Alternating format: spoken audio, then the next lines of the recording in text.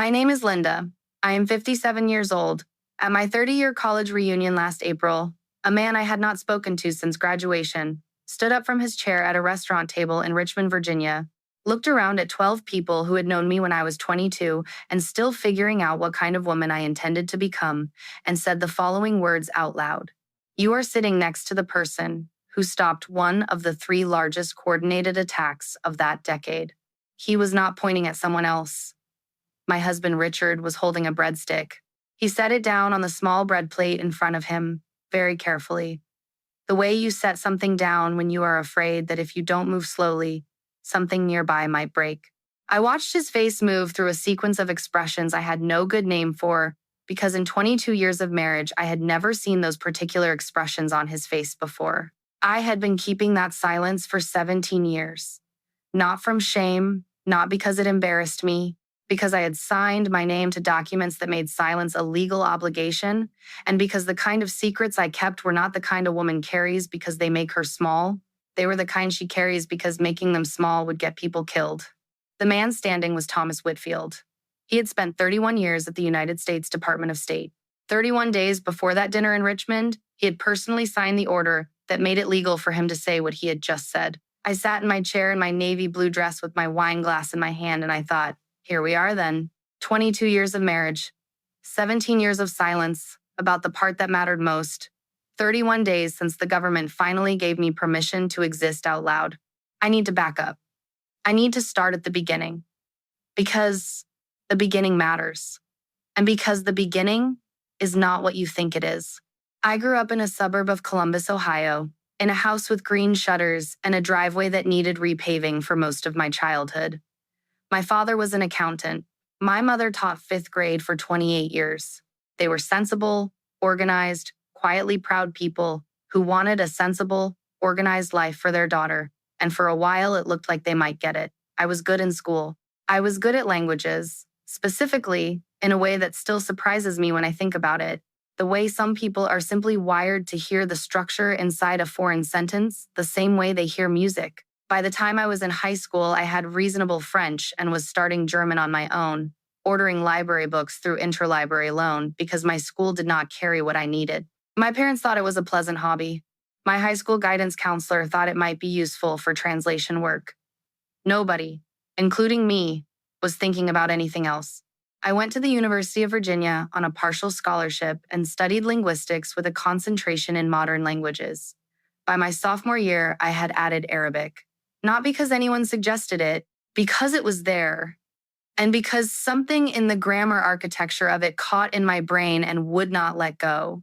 I was 20 years old, studying in the reading room of the main library on a Thursday night, and I remember the moment a particular Arabic construction unlocked for me, the way the roots work, the way a single three-letter combination generates an entire family of related meanings.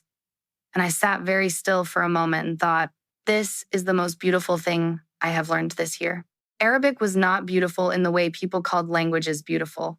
It was beautiful the way a well-designed machine is beautiful. Every part served a purpose, and the purpose was exact. I was not thinking about intelligence work. I was not thinking about the army. I was thinking about graduate school and possibly a doctoral program and possibly a career translating texts that mattered. I had, in my senior year, a vague plan involving a university position and a small apartment in a city with good public transit. And I was fairly happy with that plan until the spring of my senior year, when a woman named Colonel Hartwell, who was not introduced to me as Colonel Hartwell at first, had coffee with me on a Tuesday afternoon and asked me some questions. She asked me what I thought the most important skill in any cross-cultural negotiation was. I said, listening. And I meant the specific kind of listening that holds a space open without filling it. She asked me whether I had ever considered that languages were not just communication tools, but intelligence instruments. I said I had, theoretically. She asked me whether I would be interested in using mine for something that mattered more than academic papers. I asked her what she meant by mattered. She smiled in a way that made me feel like I was being evaluated in real time. And she said, the kind of mattering that doesn't get talked about at dinner parties. I signed my contract with Army Intelligence 4 months after graduation.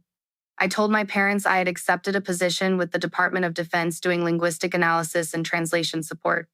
This was true. It was also, like most things I would say about my career for the next 30 years, incomplete in ways that were legally required and personally painful. I was a diligent student. I was a faster learner than most of the people around me. And I say that not as a boast, but as a piece of context, because it shaped what was asked of me and when. By the time I was 25, I had added a fourth language to the three I had brought in. By the time I was 27, I was doing work that I still cannot describe with any specificity, and the gap between what I could say about my life and what my life actually contained was already beginning to feel like a physical space I had to maneuver around every time I had a conversation with anyone I loved. I met Richard at a charity event in Washington, D.C. I was 27. He was 29, an engineer with a firm that did infrastructure work, bridges mostly. Sturdy, honest work that produced something you could point to and say, I helped build that. He was tall with dark hair and an open face that I remember thinking was unusually readable, the way some faces are, where you can tell what a person is thinking before they say it. I liked that about him immediately. I had spent years learning to read people through layers of deception and strategic ambiguity, and a man whose face told the truth was a relief I had not known I needed. We went to dinner twice and then 3 more times, and then he asked me to a weekend trip to Charlottesville, and I said yes. And sitting on the lawn at Monticello on a Saturday afternoon in October, he asked me what I actually did, and I gave him the version I gave everyone. Linguistic analysis, translation support, Department of Defense, government work, essentially. He nodded and said, that sounded important. I said it was interesting. He did not ask follow-up questions, which I took at the time as incuriosity and later came to understand was simply his nature. Richard did not pry. It was not passivity. It was a quality in him, a kind of respectful distance that he had applied to everyone in his life. He trusted people to tell him what they wanted him to know. He trusted that if something was important, they would find a way to say it. It was, in many ways, a beautiful quality. It was also, in the context of our marriage, the particular quality that allowed 17 years of misunderstanding to grow in the space between us without either of us quite noticing how large it had become. We married when I was 30 and he was 32 on a Saturday in September in a church outside Charlottesville with 200 people in attendance. My commanding officer sat in the fourth pew. I am certain he was the only person in the room who knew what I actually did for a living. My mother, seated in the second pew, believed her daughter worked in government translation services. My father, beside her, had recently told someone at his accounting firm that his daughter worked for the Department of Defense on language contracts. These were, in the strictest technical sense, not lies. They were the shape of the truth with the truth removed from inside them. I want to be very clear about something before I go on, because I have thought about this for a very long time, and it matters to me that it's understood correctly. I never deceived Richard because I was ashamed of what I did. I never withheld information because I thought the truth would make him think less of me. I withheld it because I had signed legal documents that required me to, and because those documents existed for reasons that were larger than my marriage, and larger than my comfort, and larger than the quiet, persistent longing I carried for 20 years to simply sit across from my husband at the kitchen table and tell him where I had actually been. The weight of a secret kept for duty is a completely different thing from a secret kept from shame. I need you to understand that before we go any further, because the difference matters. It mattered to me every day for 20 years. One kind of secret hollows you out, the other kind holds you together. I was holding the second kind. I just never got to explain that to anyone. The first time the gap between Richard's understanding of my work and the reality of my work became something I could point to and feel with both hands was 2 years into our marriage. He had been to a conference in Boston, and I had been, in the version of events Richard understood, on a temporary assignment to a logistics facility in Stuttgart, Germany. In the actual version of events I cannot yet fully describe, I had been somewhere else doing something entirely different for 11 days, and I came home to our apartment in Falls Church, Virginia, on a Wednesday evening at 7:15, and I set my bag down inside the door, and Richard came around the corner from the kitchen with a dish towel over his shoulder and a completely ordinary expression on his face, and I stood there for a moment, unable to speak. Not because anything was wrong between us. Because I was looking at a man who had been in Boston attending a structural engineering conference and had come home to a completely comprehensible life, and I had just spent 11 days in a place that did not officially exist. And the distance between those two lives, standing in our hallway, felt for a moment like a physical thing I could press my hand against. He said, "You look tired." I said, "The flights were long." He said, "I made soup. Come sit down." I sat down and ate soup, and we talked about his conference, and I listened with my whole attention the way I always did when he talked about his work. Because the specific details of bridge engineering, the load calculations, the material tolerances, the politics of infrastructure contracts, were a world I found genuinely interesting. And because listening to it reminded me that there was a version of professional life where the results were visible and the credit was public, and you could point to something and say, "I was there when that was built." I did not say anything about where I had actually been. I ate my soup and I was grateful for it, and I loved him in that moment with a specific kind of love that had a sadness folded inside it. The kind that comes from choosing to protect someone from a weight they did not ask to carry, and understanding that the protection costs something you do not have a word for. This was the pattern of our marriage for the next 15 years. I would go somewhere, and the somewhere would be classified. And the version I gave Richard would be a city in Western Europe and a government facility and work I described as analytical. Germany came up a lot because it was a plausible cover for the kinds of trips my assignments required. Richard accepted Germany without question, the way you accept any part of a person's professional world that you do not share, the way you accept a spouse's technical jargon or industry friendships or the internal logic of a workplace you have never seen. He built an image of my career from the pieces I was allowed to give him, and the image he built was coherent and reasonable and almost entirely wrong. I do not blame him for building it. He built what he was given. He was a man who trusted his wife, and his wife gave him a deliberately incomplete picture because the law required it, and he did the reasonable thing with incomplete information, which was to fill in the gaps with the most plausible available explanation. The gaps said government work, language skills, occasional European travel. His mind said, probably administrative, probably analytical, probably support work rather than operational work, probably the kind of career that is solid and respectable, but not particularly dramatic. The first time I heard him describe my career to someone else, I was standing at the kitchen counter refilling my coffee. He was on the phone with his brother in Denver. I heard him say, "Linda does government language work, translation and analysis. She's basically a contractor for the Department of Defense." His brother said something I couldn't hear. Richard said, "Yeah, she travels some, mostly Germany. It's pretty routine, honestly. She doesn't talk about it much because there's not that much to say." I stood at the kitchen counter and drank my coffee. There is not that much to say. I thought about that phrase for days afterward. Not with anger, I want to be clear, with something more complicated than anger. With the recognition that this was the life I had built, and I had built it within the constraints I was given, and the constraints were real, and the requirements were real, and the legal obligations were real, and still the words sat in my chest like a stone. There's not that much to say. There was plenty to say. I was simply not allowed to say it. The years accumulated. Richard's description of my career grew more confident as time went on, the way descriptions do when they go unchallenged for long enough. By the time we had been married for 10 years, he had a fairly complete narrative about my professional life that he delivered with the ease of someone who has told a story enough times that it feels true in the telling. The narrative went roughly like this. Linda spent her career in Army intelligence doing linguistic analysis and translation support, primarily for operations in Europe, primarily administrative in nature, the kind of essential background work that keeps larger operations functioning without ever being particularly visible. She is smart and diligent and good at languages, 4 of them, which is impressive. Her career was solid and competent and quiet. She is, in the words he used at a neighbor's cookout when I was 43, the kind of person who keeps the machine running without needing anyone to notice. I was standing 8 feet away when he said that. I had a bottle of Heineken in my hand. I took a very long sip.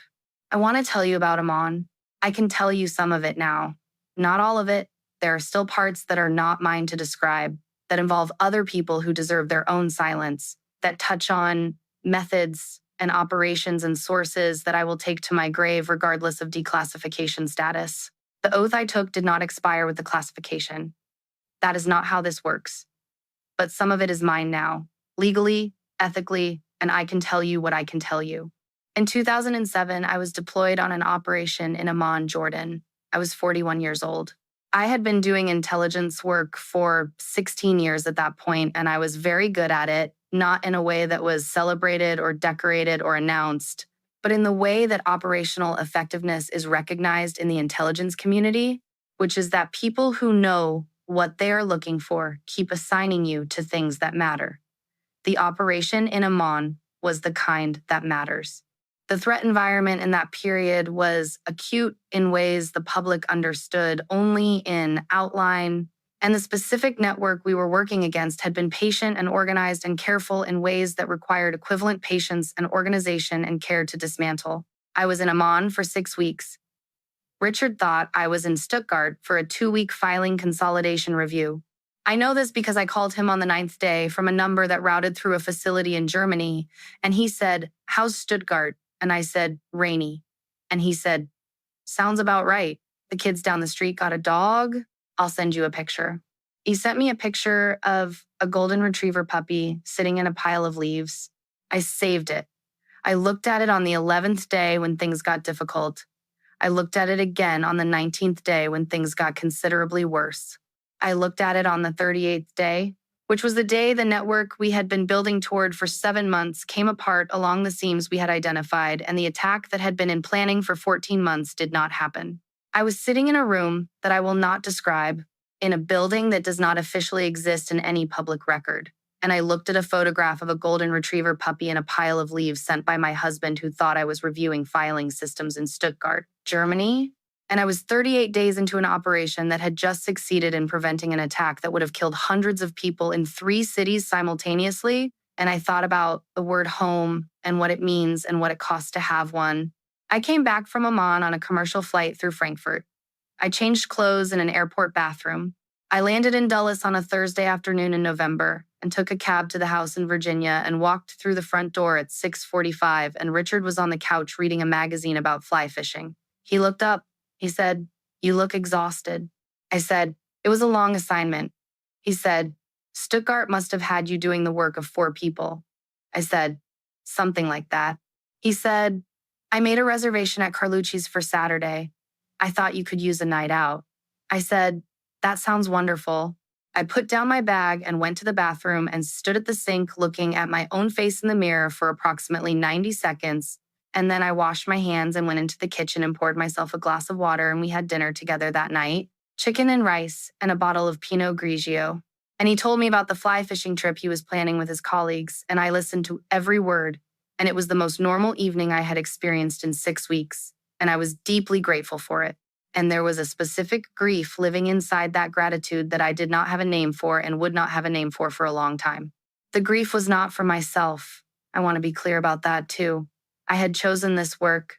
I had chosen it with full understanding of what it would cost, or as much understanding as a 22-year-old can have of what a decision will cost over the long term, which is never quite full, but is something I had continued to choose it with each renewal and each assignment and each operation, because the work was real and the threat was real and the cost of not doing it was measured in lives. And I had enough ego to believe that my particular skills made me hard to replace, which was not vanity, but professional assessment. And so I kept going.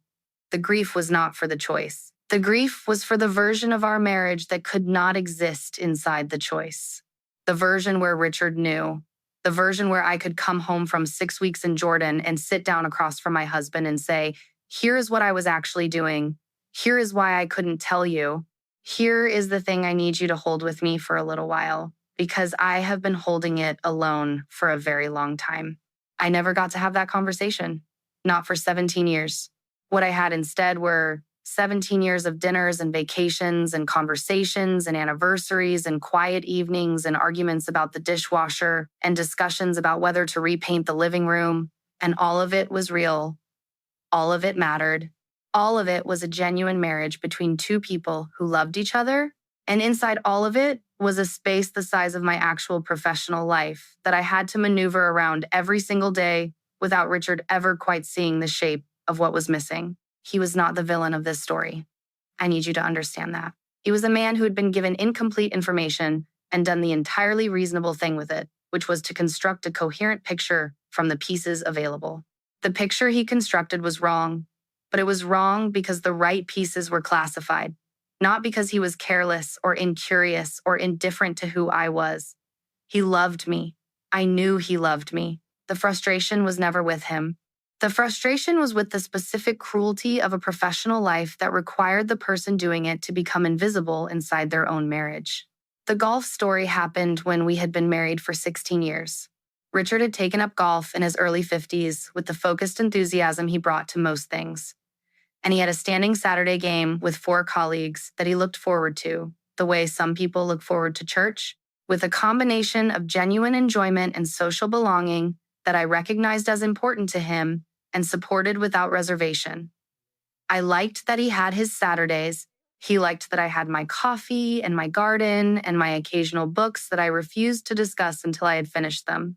We had reached, by our mid-50s, the particular equilibrium of a long marriage, where each person's needs are known and accommodated without negotiation, and it was comfortable, and I was glad for it. One Saturday in October, I had driven to the country club to pick Richard up because his car was in the shop.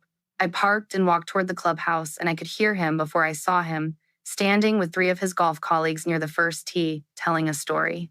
The story he was telling was about a project he had finished that year, a bridge in Tennessee, and he was describing the engineering challenges with the visible pleasure of a man who does work he is proud of. One of his colleagues asked, "What does Linda do? I don't think I ever knew." And Richard said, without hesitation, the way you say something you have said many times, "Oh, Linda spent her Army career basically managing the administrative and logistics side of European operations. Filing, coordination, that kind of thing. Very organized. Not glamorous, but essential. You know how it is." I stopped walking. I was maybe 30 feet behind him. You know how it is. Filing and coordination. I stood there for a moment. I was looking at my husband's back, at the easy set of his shoulders, at the completely genuine confidence with which he delivered this description of the woman he had been married to for 16 years. There was no malice in it. None whatsoever. He believed what he was saying. He had believed it for 16 years because 16 years of incomplete information had given him no reason to believe anything else. He was not diminishing me. He was describing the Linda he had been given access to, the Linda whose cover story had become, through repetition and the absence of contradiction, the Linda he thought was true. I turned around and walked back to the car. I sat in my 15-year-old Subaru in the parking lot of the country club for 14 minutes, not because I was angry, not primarily.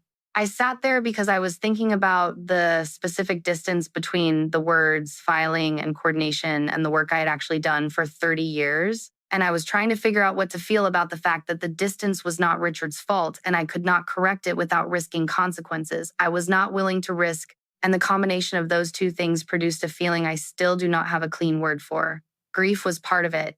Exhaustion was part of it. Something harder than both of those was part of it too. Something about being invisible inside your own life. Invisible not from malice, but from legal obligation, which is its own particular loneliness. I drove us home. He told me about the round on the way, hole by hole, and I asked questions and he answered them, and it was, like most of our drives home from things, easy and pleasant and entirely normal on the surface. And underneath the surface, I was carrying the words, filing and coordination, the way you carry a stone in your shoe. Feeling the pressure of it with every step, knowing it is there, unable to remove it without stopping the whole walk. I never said anything. There was a night, about 4 years before the reunion, when I came close. It was a Tuesday in February, past 2 a.m. Richard had gone to bed early and I had stayed up because I could not sleep, which happens sometimes, not often, but sometimes, after particularly difficult days. I was sitting at the kitchen table with my coffee, which was my 4th cup since dinner and which I had made without even noticing I was making it. And I was thinking about something I cannot describe and do not need to describe. A specific weight, that specific work, leaves in specific people, and Richard came downstairs in his pajamas and stood in the kitchen doorway and looked at me. He said, "Are you all right?" I said, "I'm fine." Couldn't sleep. He came and sat across from me at the table. He did not say anything. He was good at not saying anything. He had always been good at sitting with silence, which was one of the things I had loved about him from very early on. The willingness to be in a room with someone without filling the room with words. He sat there, and after a while, he reached across the table and put his hand over mine and left it there. I thought about saying it. I thought, I could say it right now. I could begin at the beginning and go all the way through. I could tell him about Stuttgart not being Stuttgart. I could tell him about Amman. I could tell him about the golden retriever puppy and what I was doing when I looked at that picture. I could give him 20 years of the real version and let him hold it with me. Finally, finally, finally let someone hold it with me. I did not say it. I did not say it because I had signed documents and because the legal obligations were still in force, and because I did not know then what I know now, which is that there is a difference between the law's timeline and the heart's timeline, and the heart does not wait comfortably for the law to catch up. I did not say it because I had spent 20 years building the habit of not saying it, and habits that deep do not unlock easily even when you want them to. I said, "I've been thinking about painting the back hallway." He said, "What color?" I said, "Something with green in it. A sage, maybe." He said, "I'll look at samples this weekend." We sat there for another half hour and then we went upstairs and I lay in the dark next to him and listened to him sleep and thought about the word classified and the word duty and the word secret and the distance between all three. The 30-year reunion was Richard's idea, originally. He had attended his own engineering school reunion the year before and come home energized in the way that reunions energize certain people. The reconnection with the version of yourself that existed before your life became what it became. He thought I should go. He had actually planned to come with me, and then a project in Houston had created a scheduling conflict, and then the scheduling conflict resolved 3 days before the event, and so he came after all, though I had already arranged to drive up with Diane, who lived next door and who had been my closest friend for 12 years, in the particular way that neighbors become close friends. The friendship that builds over borrowed cups of things and shared complaints about leaf blowers and conversations that start in one person's driveway and last for 2 hours. Diane had known me for 12 years and knew almost as little about my actual career as Richard did. She had a theory, which she had shared with me once over wine on her back porch, that I had done something considerably more significant than I let on. And the basis of her theory was the way I parked my car when I came home, which she said was the parking of a person who scans the environment before getting out. I had laughed. I had not confirmed or denied. She had dropped it in the way she dropped most things, with the grace of a woman who knows which doors to leave closed.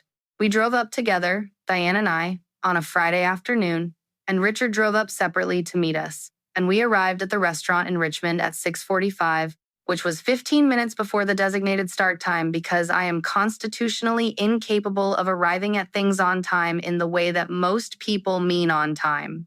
I have been early to every significant event of my adult life by a minimum of 10 minutes and usually more like 20. I told myself this was professional habit, which was true. I also told myself I simply liked having time to orient before a room filled up, which was equally true. The restaurant was a nice one, the kind that Richmond does well, brick walls and good light and a long table set for 15 people in a private room. I knew most of the people at the table from college, though in that particular way of 30-year reunions where the faces are simultaneously familiar and entirely different, where you find yourself doing rapid mental arithmetic to reconcile the 22-year-old you remember with the 52-year-old sitting across from you. There were lawyers and a doctor and a woman who ran a nonprofit in Baltimore and a man who had retired from the Navy and was now teaching high school history, which I thought was exactly the right second act. And there was Thomas Whitfield. Thomas had been at the university the same year as I was, though I had not known him well. He had been in a different college, economics and international relations, and our paths had crossed occasionally in the way of a large university, at parties and shared lecture series, and once at a library study table where we had worked in companionable silence for 4 hours without speaking more than 20 words. He was, at 30-year reunion age, silver-haired and well-kept, with the kind of bearing that comes from decades of professional environments that require you to project authority without announcing it. He had been, I learned from the reunion name tags and brief catch-up conversation early in the evening, a deputy assistant secretary of state. He had retired the previous year. I noticed him noticing me from across the room about 40 minutes into the cocktail hour. It was a particular kind of noticing, the kind where someone is doing the mental work of placing you, not just recognizing your face from 30 years ago, but recognizing something else. Something that required more than 30 years of college acquaintance to explain. I had been looked at that way before, in professional contexts, by people who had read files before they met the person attached to the files. I knew what it felt like. It felt like being seen from the inside out. It felt like a person who knew the architecture before they saw the building. I did not say anything. I got another glass of wine. Diane appeared at my elbow and made a comment about the bread rolls that made me laugh. And I was grateful for the laugh and for Diane and for the fact that she existed in my life as a person who made me laugh about bread rolls at important moments.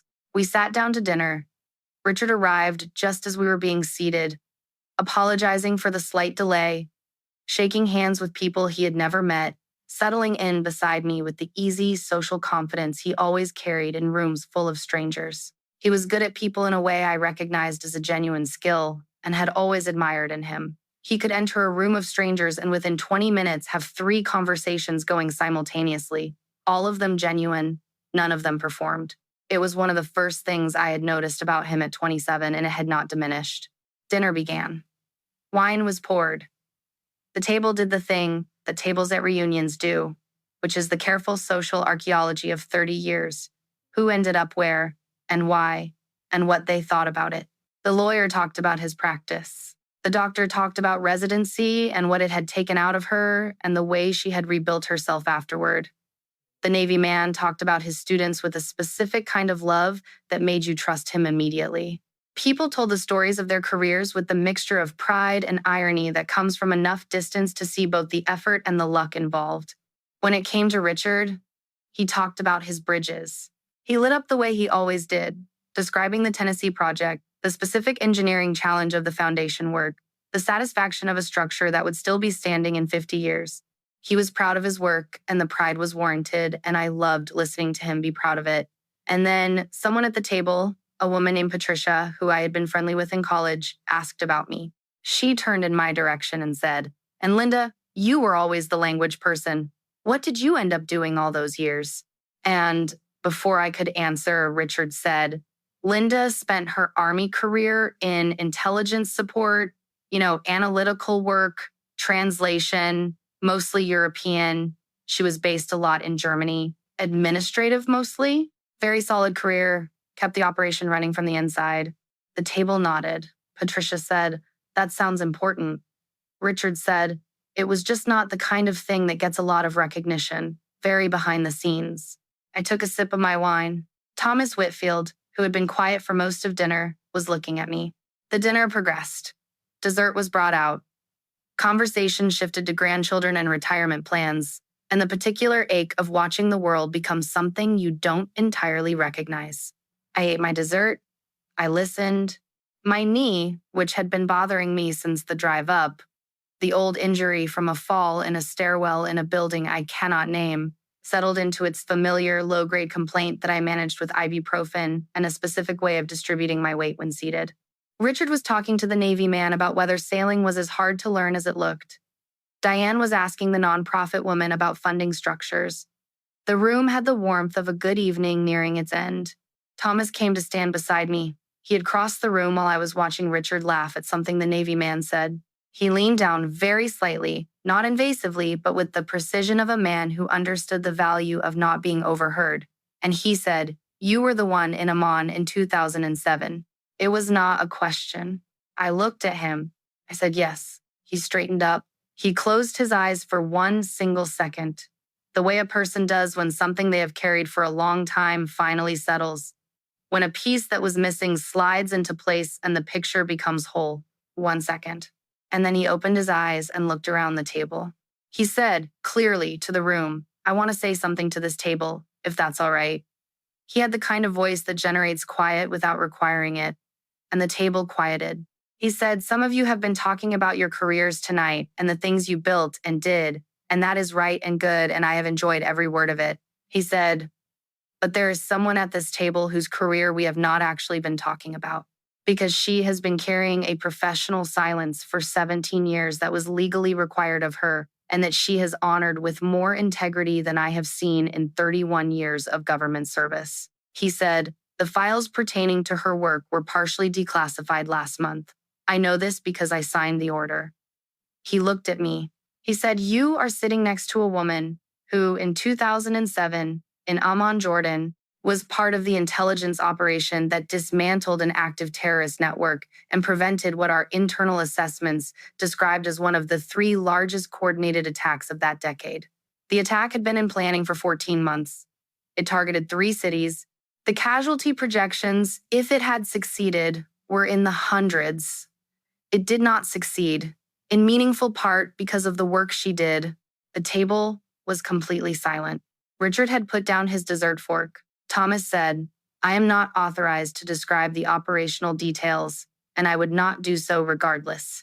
But I am authorized to say what I just said, and I have wanted to say it to someone who would make it real for a very long time. He sat back down. The room stayed quiet for what felt like longer than it was. Patricia made a small sound that was not quite a word. The Navy man was looking at me with a recognition I saw him recalibrate in real time. The doctor had set her wine glass down. Richard was looking at me. His face was doing something I had never seen it do in 22 years of watching his face. It was moving through a sequence of recalibrations, the way a compass moves when the true north shifts, each small adjustment following the one before it, working towards something it had not previously oriented to. He was very still. His hands were in his lap. And then, without saying anything, he reached under the table and found my hand and held it. His hand was shaking.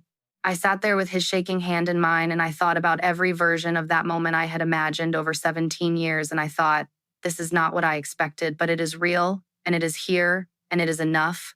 Thomas was asked a few careful questions by people who understood that asking too much was wrong. The Navy man asked nothing.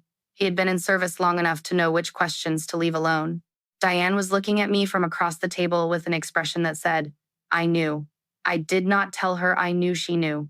I would tell her later, in the car going home, that she had been right about the parking. Richard said nothing for the rest of the evening. He was present, he was polite, he participated in the last 20 minutes of conversation with the surface competence of a man who has trained himself over decades to function under emotional load. But underneath it, I could feel his hand every few minutes finding mine under the table, and each time his grip was slightly different, slightly recalibrated, as if he was adjusting to something that kept shifting the further he let the reality of it in. We said our goodbyes. Diane announced she was going to ride home with Patricia and the nonprofit woman, which was an act of such precisely calibrated consideration that I felt a rush of love for her that I still have not fully expressed. Richard walked me to his car. We did not speak in the parking lot. We got in and he drove, and we were on the highway heading south before either of us said anything. He said, Stuttgart. I said, was not usually Stuttgart. He said, Germany. I said, sometimes. He said, Amman was Jordan. I said, yes. He said nothing for several miles. He drove the way he always drove at night on highways, with 2 hands on the wheel and a steady following distance, and the particular ease of a man who is comfortable in his body. His hands, I noticed, had stopped shaking.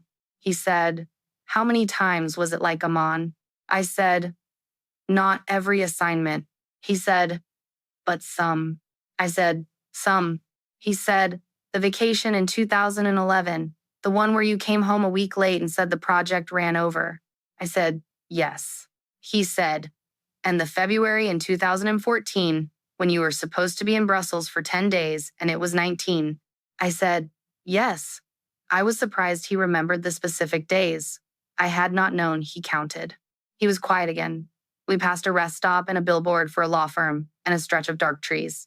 My knee was aching in the specific way it aches when I have been sitting in one position too long, and I shifted carefully, and he noticed and he adjusted the seat slightly without being asked. The automatic attentiveness of 22 years. I watched him do it without comment. He said, the paperwork in Germany. I said, that was a convenient explanation for a lot of things. He said, I told people that for 20 years. I said, I know. He said, "The golf thing." I said, "I was behind you. I heard it." He absorbed that. He put a hand through his hair, a gesture I recognized as his particular variety of mortified, and he said, "That was an awful thing for me to say." I said, "You believed it when you said it." He said, "That does not make it better." I said, "It does not make it worse than it was." He said, "Were you angry?" I thought about the parking lot at the country club. I thought about 14 minutes in, a Subaru. I said, "I was not angry at you." He said, "At the situation." I said, "At the distance between the truth and what I was allowed to say." He said, "That's a long time to carry that distance." I said, "It is." He said, "I'm sorry, I filled it with the wrong thing." I said, "Richard, you filled it with what you had. That is not an apology situation." We were quiet for a long time after that. The highway ran south, and the night was clear, and I could see stars in the patches between the overpasses. Richard had the radio off, and the quiet in the car was the specific quiet of two people who have been together long enough to carry a silence without it meaning anything is wrong. He said, "When you came back from wherever Amon actually was, in November 2007, I said, yes." He said, "You were different." I said, "I always came back different." He said, "I noticed. I didn't know what I was noticing." I said, "I know." He said, "The soup?" I said, "What?" He said, "I made soup because you always came back looking like something that needed soup. I didn't know why. I just knew it helped." I thought about that for a moment. I thought about 22 years of soup I had not understood in quite that specific way until this moment. 22 years of Richard reading a woman he could only read partially, reading the parts available to him with care and accuracy and love, noticing that she came back depleted and needed warmth, not knowing why but responding to it anyway. It was not the same as knowing. I did not want to pretend it was the same as knowing, but it was not nothing. I said, "The soup always helped." He said, "Good." We drove the rest of the way home without saying much else. We pulled into the driveway of the house we had lived in for 14 years and sat in the parked car for a moment without getting out, the way you sometimes do after a drive, when the arriving feels like a larger thing than just arriving. He turned the car off. He said, "I'd like to know the parts you're allowed to tell me, and I would like to know which parts you're not allowed to tell me, not the contents, but just that they exist, just so I know where the edges are. Can you do that?" I said, "Yes, I think I can do that now." He said, "Good." He paused. He said, "And maybe not all tonight." I said, "No, not all tonight." We went inside. I made coffee because it was 11:30 at night, and I make coffee at 11:30 at night the same way other people make tea, without thinking about it, because it is what I do. And Richard sat at the kitchen table and watched me make it without commenting on the hour, which was another specific form of love I had perhaps not appreciated loudly enough. I brought 2 cups to the table and sat down across from him, and we stayed there for a while, not talking about the reunion specifically and not talking about it, just sitting in the kitchen in the particular way of 2 people beginning a conversation that will take longer than one night. There are things I told him that night. There are things I told him in the weeks after, piece by piece, in the careful way you open a door you have kept closed for 17 years, testing the hinges before you push it all the way. There are things I will never tell him. Not because I am keeping secrets from him, but because some of what I carried belongs to other people and other operations and other lives, and the obligation to those things does not expire. The oath does not expire. The duty does not expire. I told him what I could tell him, and I told him clearly that there were parts I could not tell him, and I described, as best I could, the shape of what I was not saying, so that he would know where the edges were. He listened. He did not ask me to fill in what I couldn't fill in. He did not perform the kind of acceptance that is really just another form of pressure. He sat with the actual information and integrated it the way he integrates most things, steadily, at his own pace, asking occasional questions that showed he was paying real attention, making the small recalibrations that came from knowing someone more accurately than you had before. About 3 weeks after the reunion, on a Sunday morning over eggs, he said, "The golf thing is going to bother me for a while." I said, "I know."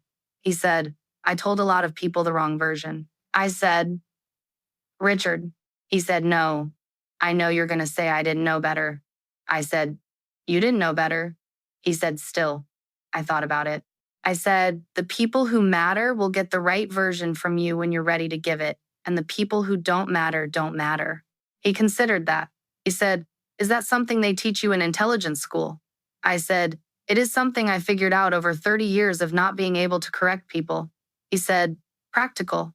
About 6 weeks after the reunion, Thomas Whitfield emailed me, a real email to a personal address, not official correspondence, asking if he might call sometime. I said yes. We spoke for 2 hours. He told me some things about how the operation had been assessed after the fact, not the classified details, but the broader framing, the way it had been understood internally over the years. He said, I have thought about the people in those files a lot. He said, it mattered that there were names attached.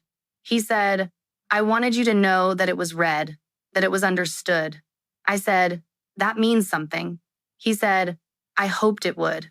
After we hung up, I sat on the back porch in the May evening and drank my coffee and thought about the particular distance between doing something that mattered and being told that it mattered, and how different those two things felt, and how the second one was not a requirement of the first, but was, nonetheless, a gift when it arrived. I had done the work because it needed doing and because I was the person to do it and because I had taken an oath that I meant. I had not done it in order to be recognized. Recognition had not been on offer, and I had made my peace with that long before any declassification order existed. But sitting on the porch that evening, being told that it had been read and understood by someone who knew what he was reading, I felt something release in my chest that I had carried for so long I had stopped feeling its weight, the way you stop feeling the weight of a thing you carry every day. I had not known it was still there until it loosened. Diane came over the next morning, which was a Saturday, and sat at my kitchen table and said, you're going to tell me everything, right? I said, not everything. She said, more than nothing. I said, considerably more than nothing. She got up and poured herself a second cup of coffee without being invited, which was the very particular behavior of a woman who had been my friend for 12 years and knew that pouring her own coffee was the correct move. And she sat back down and said, start wherever you want to start. I started at the beginning. I am 57 years old.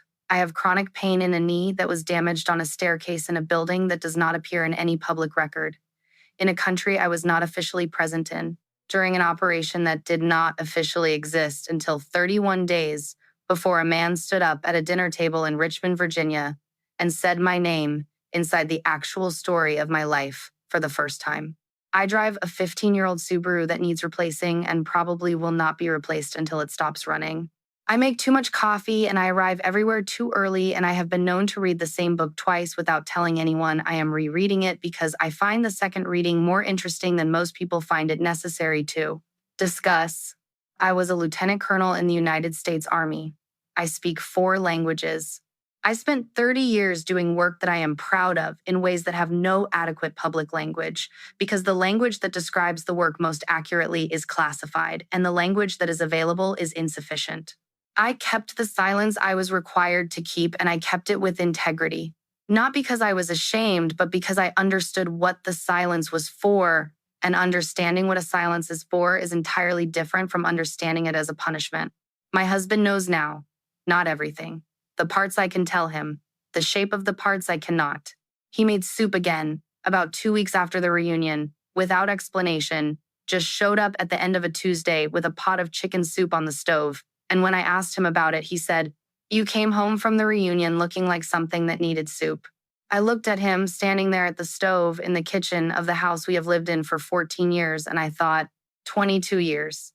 22 years of a man who read what he could read and responded to it correctly even when he couldn't see the full picture, who made soup for a version of me he understood only partly and would have made the same soup had he understood me entirely, because the soup was not about the understanding. It was about the noticing. He noticed. He always noticed. He just didn't know the name of what he was noticing. The weight of a secret kept for duty is entirely different from a secret kept from shame. One breaks you slowly, from the inside, because the shame lives inside the keeping, and the keeping feeds the shame in a cycle with no natural end. The other holds you together. Because the duty lives inside the keeping, and the duty is larger than any individual, and the keeping of it is an act of integrity that leaves you intact, even when it leaves you alone.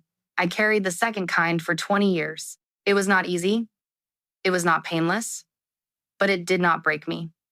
Because I knew what it was for, and knowing what something is for is one of the only things in life that makes the weight bearable.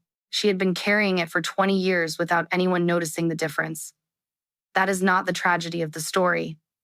The tragedy would have been if the difference had not mattered. It mattered. It was the only thing that mattered. And she had always known it.